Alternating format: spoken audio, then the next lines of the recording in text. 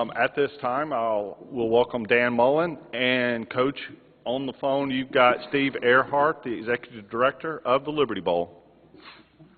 All right. Hi, Steve. Welcome and congratulations to you and all the Bulldogs on a great season. We've been following you all year long, 2 great victories at the end of the year, and I want to let you know that we're so proud here that as the AutoZone Liberty Bowl is the 7th oldest bowl game in America, and it's very fitting that 50 years ago this year, the Mississippi State Bulldogs played in the 1963 AutoZone Liberty Bowl. So now on behalf of the entire AutoZone Liberty Bowl Festival Association, we'd like to officially invite you and the Bulldogs to play on December 31st in the 55th Annual AutoZone Liberty Bowl Football Classic, and bring those cowbells.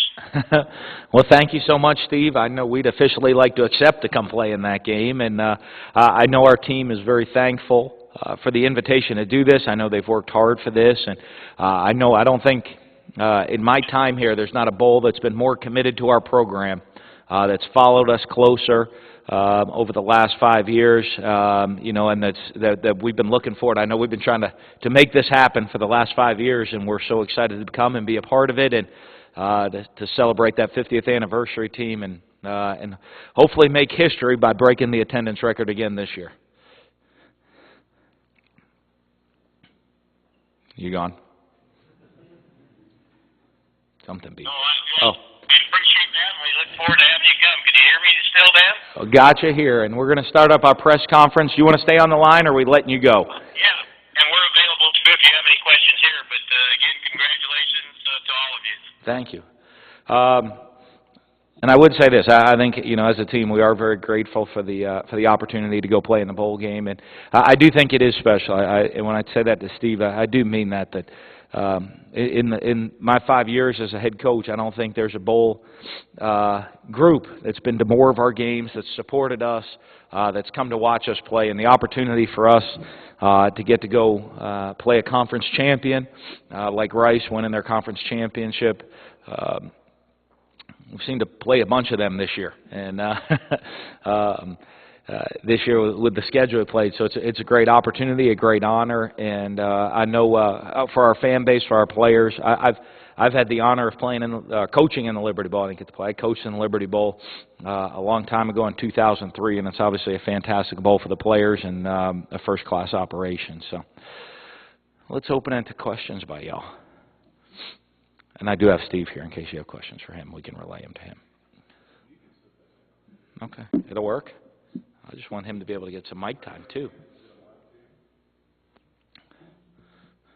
I think it was 2 weeks ago in Arkansas, I know there was a Liberty Bowl person there, you kind of pointed to him, and there's been a lot of, who are you going, but it seemed like you kind of had an inclination back then. I mean, how much did you have the Liberty Bowl kind of on your mind or in, I guess, the end of the season? Well, as I've said, I think, since we've been here, it's kind of something that they've supported us. I know we've wanted the opportunity to go play there. So I think when you look at both sides, that opportunity, I think there was a mutual attraction that we wanted to make this happen. I know for the gala event they have, my wife had already, I think 2 years ago, she went out and bought a gown because she wasn't sure, or whatever year it was.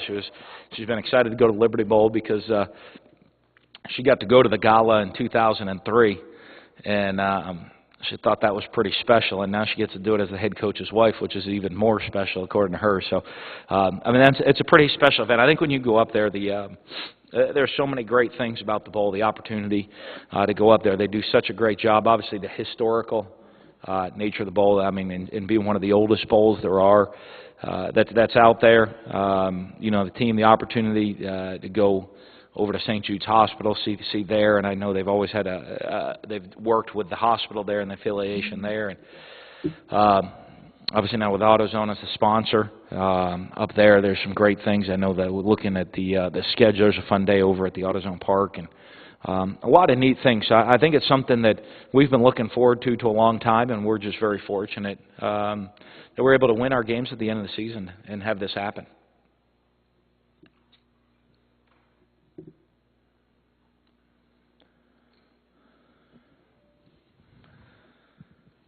Now that you've done it, you needed 2 wins, and you got both of them in overtime. What's what's kind of the morale been around the team having those 2 overtime wins and capping off the season and, you know, finishing it? Well, you can ask all these guys. It seems pretty good. My morale's been very, very good. But, you know, our players, I think everyone was really excited. I think they look, as we've said all year, and I know there's kind of perception and reality. I think as a 6-6 season this year, obviously, we always want to be better. I think we want to be 12-0 as a team at this point, or at this point of the year. I guess we'd like to be 13-0 on the Sunday after the first Sunday in December. And but, you know, when you look at what our team's done, they look at the quality of teams that we've played, however, the rankings of all the teams that we've played. I think our players know that they're not far off, and I think for them to finish the season the way they did, again, the opportunity to go play another conference champion here at the end of the season and finish with a winning record is going to be pretty special. I'm sure there's a lot of motivation. I know there's a lot of motivation for me and our staff, but I know for our players they'll be very motivated as well.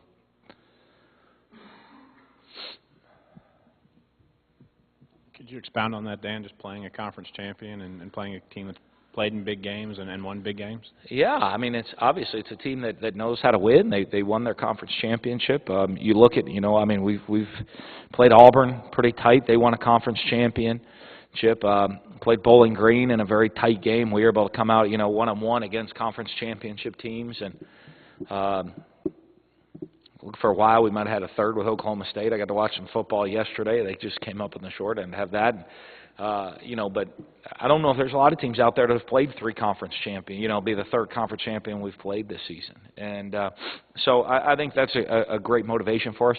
You know, and it just shows the quality of teams that we continue to play. This year, it's another 10-win team. I didn't do the total count, but it seems like we've played a lot of 10-win teams this year, and this will be another one. I know a couple of weeks ago you talked about this team still had a chance to make history. Just talk about the significance of making a 4th straight bowl game and how important it is to keep this program building. Well, it is special, but, you know, I mean, in some ways, I guess you watch the SEC championship game on Saturday. It's not mandatory, I guess, to go make a bowl game the previous year to go compete for a championship. But if you look at the consistency those teams have had, and that's something we always talk about is consistency within the program. And, you know, and I think it's just pretty special that we keep the consistency going. You know, to make it to bowl games, the opportunity to have another winning record, that consistent winning allows you to put yourself in a position to make a run for a championship at some point.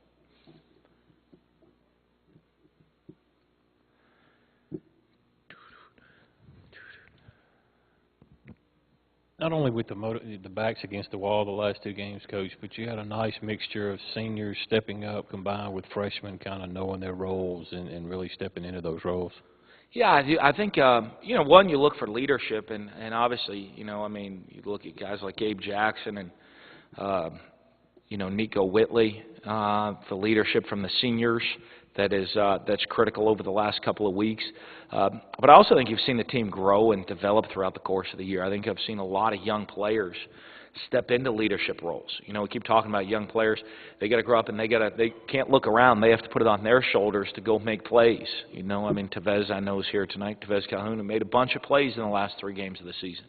And I think not just him, but you look at the whole crew of our roster and all of these young players that finally, as the season went on, took that leadership role upon their own shoulders. And I think it is a great opportunity right now. We'll start practice next Friday, but to have you know, a week's worth of practice here, and then one more game prep for everybody, especially the younger players, to go have that and that opportunity for this team to go celebrate and play one more game together. Well, you were out recruiting this past week, and we noticed some results already starting to show on that one too. You and Coach Clark were able to set the schedule. How will that run through? I think, don't the teams report the 27th? Yeah, practice schedule. What we'll do is we'll start practice next Friday, just kind of get everybody back on track after final exams. Then we'll practice straight through for 1 week. We'll practice. We'll get everybody the times. We're going to practice Saturday morning, Sunday evening, Monday midday, Tuesday, I think in the morning. And those 4, Saturday, Sunday, Monday, Tuesday, will be open to the public, open to the media for everybody to come watch. Then we'll do kind of our regular game week, Wednesday, Thursday, Friday, and have everybody head home for Christmas on Friday, and we'll report up to Memphis on the 26th.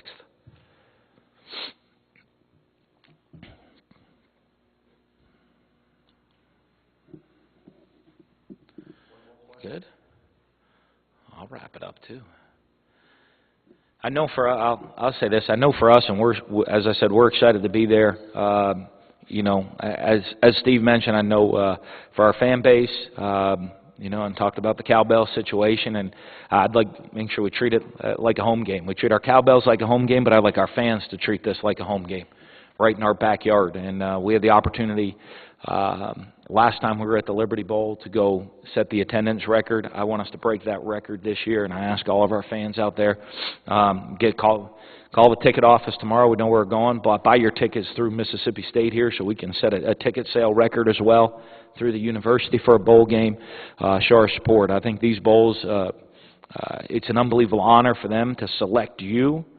And, you know, the one thing we can do is show, you know, that we're a team that's worthy of being selected every single year to great bowl games, because we're going to bring a huge crowd with us, give us the home field advantage, and give us that opportunity to go get our 7th win of the season. So thank you all so much. And I thank Steve, and I thank the Liberty Bowl and the AutoZone Liberty Bowl. We're happy to be a part of it, and we're certainly going to do all we can to put on a great show for everybody up in Memphis on December 31st. Thank you. Thank you, Steve. Thank you.